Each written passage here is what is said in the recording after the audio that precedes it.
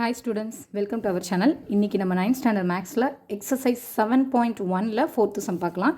exercise 7.1ல 4th sum. ஓகேவா? So question என்ன கொடுத்திருக்காங்க அப்படினா find the area of an equilateral triangle whose perimeter is 180 meter. அதாவது area கேட்டிருக்காங்க. என்ன triangle கொடுத்திருக்காங்க அப்படினா equilateral triangle தான் நமக்கு கொடுத்திருக்காங்க.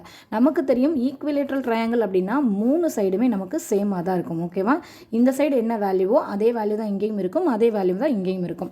ஸோ பெரிமீட்டர் கொடுத்துட்டாங்க. பெரிமீட்டரா நமக்கு தெரியும் அந்த மூணு சைடையும் நமக்கு ஆட் பண்ணி வர்றதா. ஓகேவா? இது நம்ம ஏன் வச்சோம்னா மூணு சைடு ஈக்குவல் தான். ஸோ அப்போ இதுவும் ஏ தான், இதுவும் ஏ தான். அப்போ இந்த மூணு ஏவையும் ஆட் பண்ணால் தான் நமக்கு எவ்வளோ கிடச்சிருக்குன்னா 180 சென்டிமீட்டர் கிடச்சிருக்கு. ஸோ இதுக்கு ஏரியா கண்டுபிடிக்க சொல்லியிருக்காங்க. சொல்யூஷன் செய்யலாம். ஸோ கொடுத்துருக்குது கிவன் தட் வந்து பெரிமீட்டர் கொடுத்துருக்காங்க. ஸோ பெரிமீட்டர் அப்படிங்கிறது எவ்வளோ கொடுத்துருக்காங்கன்னா 180 சென்டிமீட்டர்னு கொடுத்துருக்காங்க. நமக்கு தெரியும் பெரிமீட்டர் அப்படின்னால ஈக்குவலேட்டர் ட்ரையாங்கிளில் எல்லா சைடையும் ஆட் பண்ணிக்கணும். ஓகேவா? So A plus A equal to தான் நமக்கு எவ்வளவு 180 சென்டிமீட்டர். அப்போ இந்த மூணு ஏவை ஆட் பண்ணால் எவ்வளோ வரும்? ஏ. ஓகேவா? ஸோ ஏ ப்ளஸ் ஏ தான் கொடுத்துருக்காங்க. அப்போ இது ஒரு ஏ, இது ஒரு ஏ, இது ஒரு ஏ, மூணு ஏ வரும். ஏ இன்ட்டு ஏ அப்படின்னு கொடுத்தா தான் ஏ க்யூப் அப்படின்னு வரும். ஸோ மல்டிப்ளைக்கும் இங்கே இருக்கக்கூடிய அடிஷனுக்கும் வித்தியாசம் இருக்குது. அடிஷன்னா 3a, ஒருவேளை மல்டிப்ளை வந்துச்சுன்னா அது ஏ க்யூப். ஓகேவா?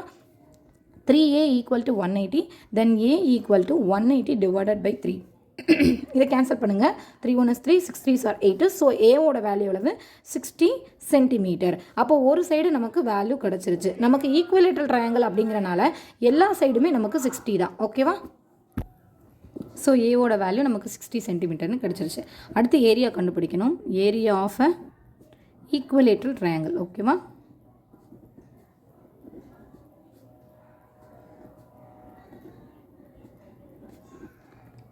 நம்ம என்ன ஃபார்முலா யூஸ் பண்ணுவோம்? சைடு மட்டும் கொடுத்து நமக்கு ஹைட் கொடுக்கல அப்படின்னா ஒரு ட்ரையாங்கிளோட ஃபார்முலாக்கு நம்ம ஹெரன்ஸ் ஃபார்முலா யூஸ் பண்ணுவோம்.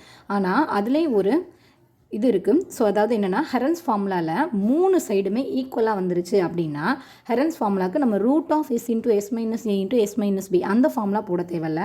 √3 divided by 4 A square unit, இதுதான் அதோடைய ஃபார்முலா. அதாவது மூணு சைடுமே ஈக்குவலாக இருக்கணும்.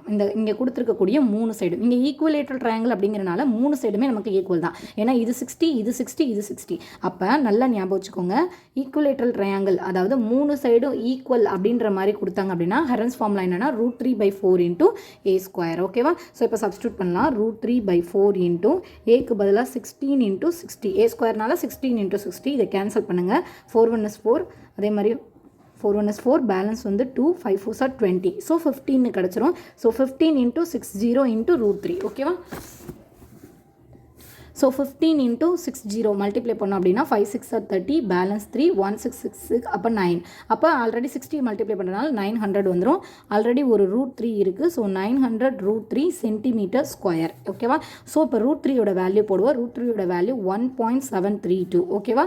ஸோ இதோட வேல்யூ மல்டிப்ளை பண்ணுங்கள். 1.732 into 9, 2 9s are 18, balance 1, 3 9s are 27, 27 plus 1 வந்து 28. ஸோ 7 9s are 63, 63 plus 2 வந்து 65, பேலன்ஸ் 6, 1 minus 9, 9 plus 6 வந்து 15. ஓகேவா? ஸோ அப்போ எவ்வளோ வருது? 15588. இங்கே 900 அப்படினால நம்ம 9 தான் மல்டிப்ளை பண்ணோம். ஸோ இந்த ரெண்டு ஜீரோவையும் ஆட் பண்ணிக்கோங்க. இங்கே பாருங்கள் 3 பாயிண்ட் தள்ளி புள்ளி வச்சுருக்காங்க. அப்போ நம்மளும் 3 பாயிண்ட் தள்ளி புள்ளி வச்சுக்கணும். 1 2 3, அப்போ இங்கே புள்ளி வச்சுருங்க. ஓகேவா? ஸோ அப்போ 1558.8. இந்த ஜீரோஸ்க்கு வேல்யூ கிடையாது. So centimetre square. ஸோ அப்போ நமக்கு ஏரியா என்ன கிடச்சிருக்கு? 1558.8 சென்டிமீட்டர் ஸ்கொயர். புரியுதா உங்களுக்கு?